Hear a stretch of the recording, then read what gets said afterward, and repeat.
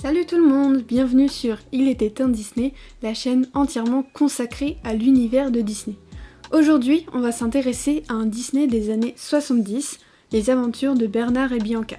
On va parler des anecdotes de production et de l'histoire en elle-même. Tout d'abord, on va regarder où se place le film dans l'histoire de Disney. On remonte le temps et on tombe en 1977. Il est situé entre Robin des Bois, qui est sorti en 1974, et Peter et Elliot le Dragon, qui est lui sorti en 1978. On va aussi rappeler, au passage, que notre cher Walt Disney est décédé en 1966. C'est le 29e long métrage d'animation des studios Disney, mais c'est aussi le 23e classique d'animation et aussi le 26e classique Disney. Mais nous, on va retenir le 26e classique Disney parce que c'est tout simplement le chiffre écrit sur les cassettes ou les DVD, et comme ça tout le monde s'y retrouve.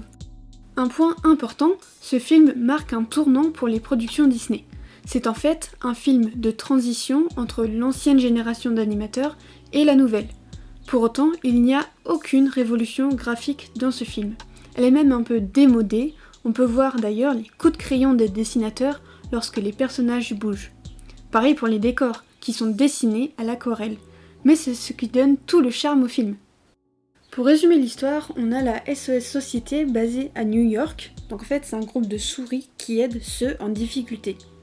Donc là, ils étudient le cas de Penny, une jeune fille orpheline enlevée et séquestrée par Médusa dans le bayou.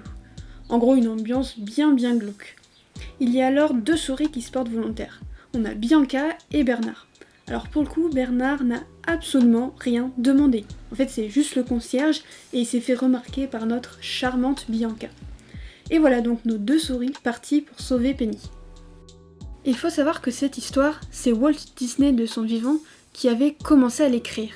Il tient son inspiration des livres de l'auteur Marjorie Sharp, qui est une auteure anglaise, et qui a écrit The Rescuers et Miss Bianca. D'ailleurs, il en avait obtenu les droits dès les années 60. Mais il meurt, on le rappelle, en 1966. Et tout ça reste au fond du tiroir, comme beaucoup de Disney sortis dans les années 70, les Aristochats notamment. On le sait, la souris est le personnage clé des studios Disney. Elle a eu beaucoup de rôles secondaires. Timothée dans Dumbo, Roquefort dans les Aristochats, ou encore nos merveilleuses souris Jack et Gus dans Cendrillon.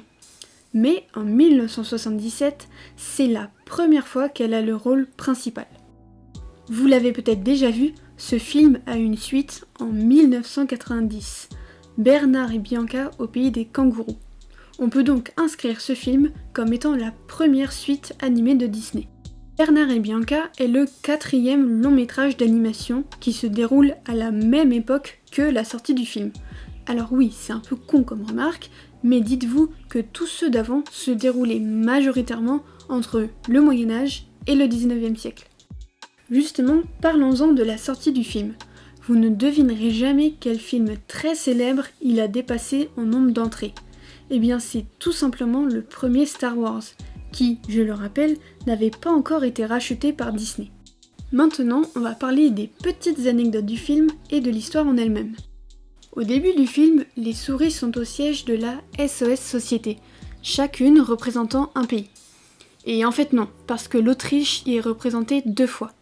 Une avec le chevalier Austria et l'autre avec le chevalier Vienna. Donc en gros, le pays et sa capitale. D'ailleurs, vous ne trouvez pas qu'elle ressemble à un personnage historique très célèbre ? Et si, elle a les traits de Sigmund Freud, le célèbre psychanalyste. On accélère la musique et stop ! Regardez bien, c'est une montre à l'effigie de Mickey Mouse. On appelle ça un Mickey caché. C'est-à-dire que dans beaucoup de films, il y a des références à Mickey ou alors à d'autres Disney. Parlons bien, parlons méchante, voici Médusa. Ouais, dure la vie de méchante. Sachez qu'à la base, ce personnage devait être Cruella d'Enfer.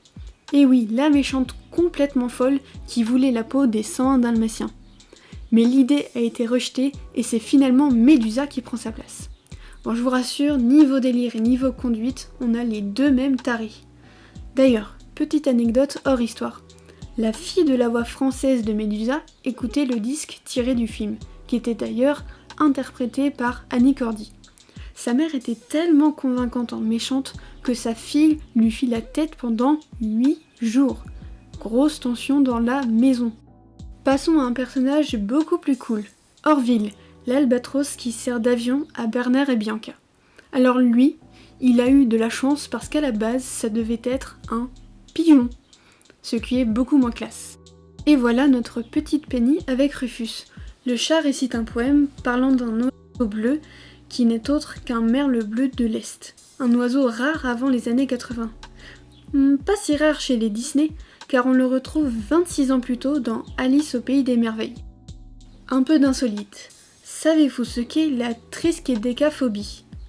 C'est tout simplement la phobie de Bernard, la peur du chiffre 13.